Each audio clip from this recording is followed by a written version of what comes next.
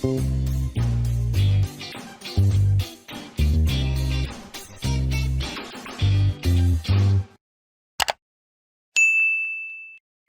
நான் உங்கள் chef Deena. Welcome back to chef Deena's kitchen. இன்றைக்கி நம்ம கிச்சனில் பார்க்க போகிற ரெசிபி எனக்குன்னா கேழ்வரகு கூழ்.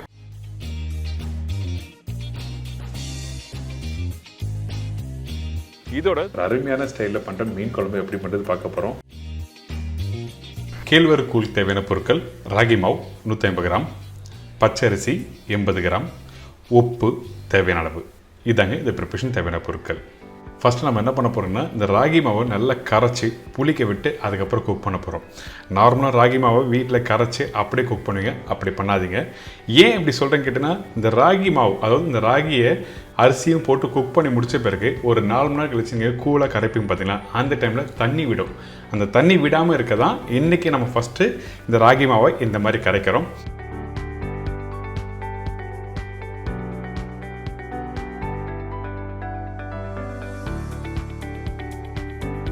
நல்லா தண்ணி ஊற்றி கரைச்சிருங்க இந்த மாதிரி டெக்ஸ்சரில்.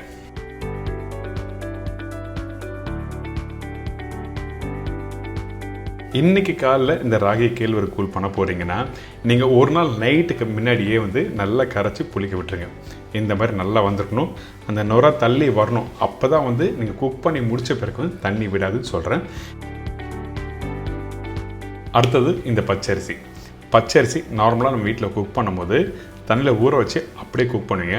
ஆனால் இந்த ராகி கேழ்வரகு கூழுக்கு நம்ம என்ன பண்ண போகிறோம்னா, இந்த பச்சை அரிசியை ஃபஸ்ட்டு தண்ணியில் ஊற வச்சுருங்க ஒரு 2 மணி நேரம். ஊற விட்ட பிறகு நம்ம என்ன பண்ணுறோம், டைரெக்டாக காய வைக்கிறோம். காய வச்சு அதுக்கப்புறம் குக் பண்ணுறோம். எதுக்காக இப்படி பண்ணணும்னு சொல்கிறேன் கேட்டிங்கன்னா, அரிசி நல்லா பூ மாதிரி நல்லா வெந்து வரும், அதே டைம் நல்லா டேஸ்ட் கொடுக்கும். நீங்கள் வீட்டில் ட்ரை பண்ணி பாருங்கள் இந்த மெத்தடில். நம்ம ஊரில் பார்த்திங்கன்னா இந்த மாதிரி தான் பண்ணுவாங்க.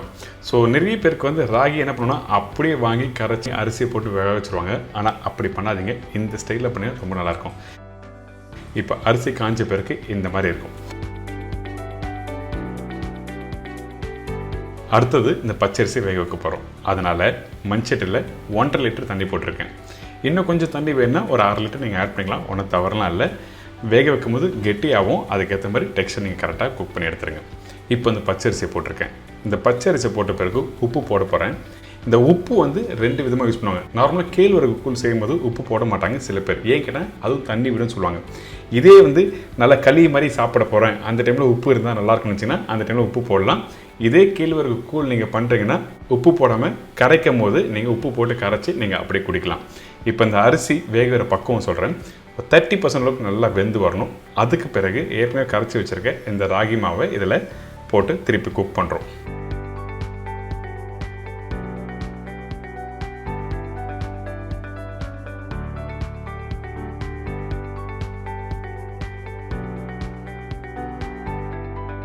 இப்போ இந்த ராகி மாவு போட்டாச்சுல, போட்ட பிறகு குக் பண்ண கெட்டியாகும்.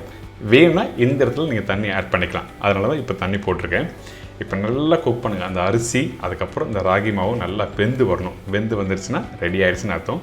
இந்த வெயில் சீசனில் இந்த மாதிரி ப்ரிப்பரேஷன் நீங்கள் சாப்பிட்றது ரொம்ப நல்லது. பர்டிகுலராக காலையில் ஆஃபீஸ் போகிறீங்களா, ஒரு நாள் முன்னாடியே நீங்கள் இந்த மாதிரி ப்ரிப்பரேஷன் பண்ணி வச்சுட்டு காலை தயிர், கொஞ்சம் வெங்காயம், அதுக்கப்புறம் இந்த கேழ்வரகு கூழும் சாப்பிட்டீங்கன்னா அப்படியே சூப்பராக இருக்கும். நல்ல ஒரு ஹெல்த்தியான ப்ரிப்பரேஷன். இதில் ஆயில் இல்லை, சில பேருக்கு மசாலா அதிகமாக பிடிக்காது, சில பேருக்கு ஆயில் இருந்தால் பிடிக்காது, அப்படிலாம் இருக்கும்ல. அந்த டைமில் இந்த மாதிரி ப்ரிப்பரேஷன் ஹெல்த்தியான ஸ்டைலில் நீங்கள் ட்ரை பண்ணி பார்க்கலாம். இப்போ ரெடி ஆகிடுச்சு. இது நல்லா சூடு ஆறின பிறகு அப்படியே தயிரும் கொஞ்சம் வெங்காயம் போட்டு மிக்ஸ் பண்ணி சாப்பிட்டா ஆஹா பிரமாதமாக இருக்கும்.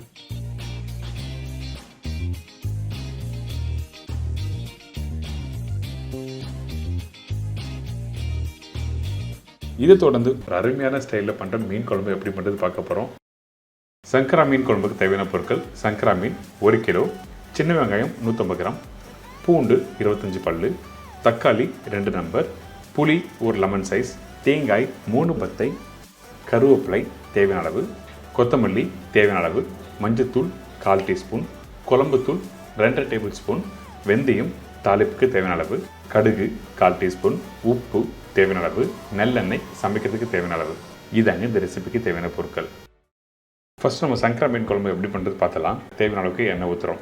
இந்த எண்ணெய் நல்லெண்ணெய் மட்டும் தான் யூஸ் பண்ணுறேன். இந்த இடத்துல கடலெண்ணெய், ரீஃபைண்ட் ஆயில் யூஸ் பண்ணலாமா கேட்டிங்கன்னா, இந்த ரெசிபி பொறுத்த வரைக்கும் நல்லெண்ணெய் நல்லாயிருக்கும். அதனால் நல்லெண்ணெய் சூடான பிறகு கொஞ்சம் கடுகு போட்டிருக்கேன். இந்த கடுகு நல்லா பொரிஞ்சு வர டைமில் வெந்தயம் போடுறோம். வெந்தயத்தோட அளவு கம்மியாக இருக்கணும். அதே டைமில் வெந்தயம் கருகக்கூடாது. அப்படி கரிஞ்சால் கண்டிப்பாக என்ன ஆகணும், கசப்பு தன்மை வந்துடும். இதுக்கு பிறகு பச்சை கருவேப்பிலை, சின்ன வெங்காயம். இந்த சின்ன வெங்காயம் தாராளமாக போட்டிருக்கேன். இந்த ஃபிஷ் கறி பார்த்திங்கன்னா நீங்கள் இந்த சென்னை மீன் கறி சொல்லுவாங்க. இந்த சென்னை மீன் கறிக்கு இந்த சின்ன வெங்காயம் யூஸ் பண்ணி பண்ணும்போது அந்த டேஸ்ட் நல்லா சூப்பராக இருக்கும். அதனால தான் சின்ன வெங்காயம் போட்டிருக்கேன். இதுக்கு பிறகு பூண்டு. இந்த ரெசிபி பொறுத்த வரைக்கும் பூண்டு, சின்ன வெங்காயம், புளி, குழம்பு தூள் இந்த 4ம் ரொம்ப இம்பார்ட்டன்ட். அதுக்கேற்ற மாதிரி எப்படி பண்ணுறதுன்னு நான் சொல்கிறேன். இப்போ சின்ன வெங்காயம் போட்டாச்சு, பூண்டும் போட்டாச்சு, நல்லா வதக்க ஆரம்பிங்க. இந்த வதங்கி வர பக்குவம் என்ன கேட்டேன், கரெக்டாக ஒரு 25% to 30% அளவுக்கு வதங்கணும். அதுக்கு பிறகு தான் இதெல்லாம் தக்காளி போட ஆரம்பிக்கிறோம். இந்த தக்காளி நல்லா பழுத்த தக்காளி யூஸ் பண்ணுங்கள். கொஞ்சம் காய் ஓட்டமாக இருக்கிற தக்காளி யூஸ் பண்ண வேண்டாம் இந்த ரெசிபி பொறுத்த வரைக்கும். இப்போ அந்த வெங்காயத்தோட தக்காளியை போட்டு நல்லா மிக்ஸ் பண்ணுங்கள்.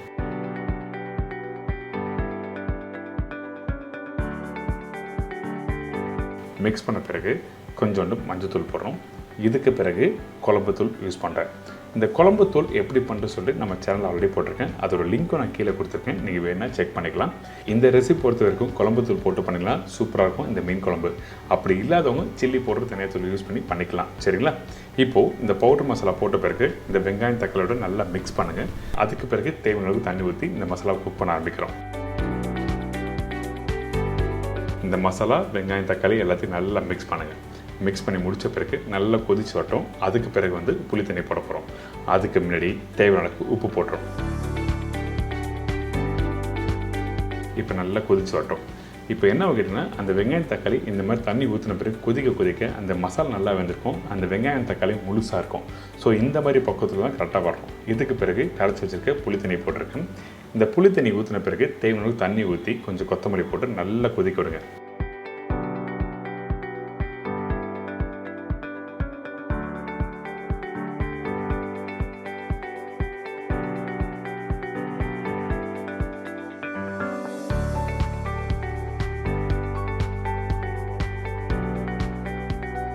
இந்த இடத்துல பார்த்தீங்கன்னா இந்த குழம்பு ஃபஸ்ட்டு ஸ்டேஜ், அதாவது தண்ணியாக இருக்கும். கரண்டியில் எடுத்து காமிக்கிறேன்.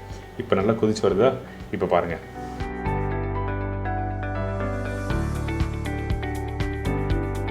இந்த மாதிரி தான் இருக்கும். ஃபஸ்ட்டு கொதிக்கிற டைமில் தண்ணியாக இருக்கும், அதாவது சூப் சாப்பிட்ற மாதிரி இருக்கும்.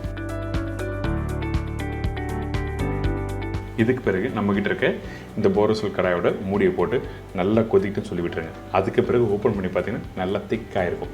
இப்போ அந்த கிரேவி டெக்ஸ்டர் மாதிரி இருக்குது பார்த்தீங்களா? இந்த மாதிரி தான் நீங்கள் வீட்டில் பண்ணும்போது கரெக்டாக வரணும்.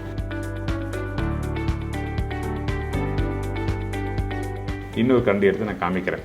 கொஞ்சம் லைட்டாக கெட்டியாக இருக்குது. இந்த மாதிரி புளிப்புத்தன்மை மசாலாவும் நல்லா வெந்து வந்திருக்கணும். இதுக்கு பிறகு அரைச்சி வச்சுருக்க தேங்காய் பால். தேங்காய் பேஸ்ட்டு போடாது, இந்த இடத்துல தேங்காய் பால் மட்டும்தான் யூஸ் பண்ணணும். 3 பாத்து தேங்காய் சொல்லியிருக்கேன். அதில் தேவையான தண்ணி ஊற்றி நல்லா திக்காக அரைச்சிட்டு அதுக்கு பிறகு இந்த குழம்புல போட்டு நல்லா மிக்ஸ் பண்ணுங்கள். ஒரு 2 நிமிஷம் கொதிக்கிட்டோம்.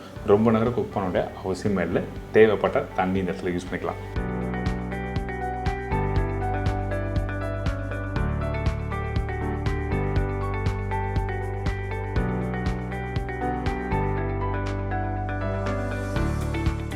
இப்போ குழம்பு ரெடி ஆகிடுச்சு. இதுக்கு பிறகு நம்ம என்ன பண்ணுறோம், க்ளீன் பண்ணி எடுத்து வச்சுருக்க சங்கரா மீன். இந்த சங்கரா மீன் நல்லா க்ளீன் பண்ணுறேங்க. அந்த குடல் பகுதி எல்லாத்தையும் எடுத்த பிறகு நம்ம என்ன பண்ணுறோம், டைரெக்டாக இந்த கிரேவியில் போட்டு குக் பண்ண ஆரம்பிக்கிறோம். இந்த மீன் டைரெக்டாக குழம்புல போட்ட பிறகு நீங்கள் என்ன பண்ணுங்கன்னா, உங்களோட அடுப்பு மீடியமான ஃப்ளேமில் இருக்கணும். கரண்டியை வச்சு ரொம்ப நேரம் மிக்ஸ் பண்ணக்கூடாது. மேலோட்டமாக மிக்ஸ் பண்ணிட்டு அப்படியே கொதிக்கிட்டுன்னு சொல்லி விட்டுருங்க. இந்த மாதிரி பண்ணிங்கன்னா கரெக்டாக மீன் உடையாமல் சூப்பராக உங்களுக்கு கிரேவி கிடைக்கும். இல்லை கரண்டியை போட்டு நல்லா மிக்ஸ் பண்ணிட்டு ஹை ஃப்ளேம் வச்சு குக் பண்ணிங்கன்னா கண்டிப்பாக மீன் உடைஞ்சிரும். அப்போ அந்த கிரேவியோட டெக்ஸ்சர் உங்களுக்கு கொடுக்காது. அந்த மீன் பார்க்குறதுக்கு சூப்பராக இருக்குல்ல? இப்போ ரெடியான அந்த மீன் குழம்பு அப்படியே இன்னொரு பவுலில் ட்ரான்ஸ்ஃபர் பண்ணி உங்களுக்கு கொடுத்துருக்கேன்.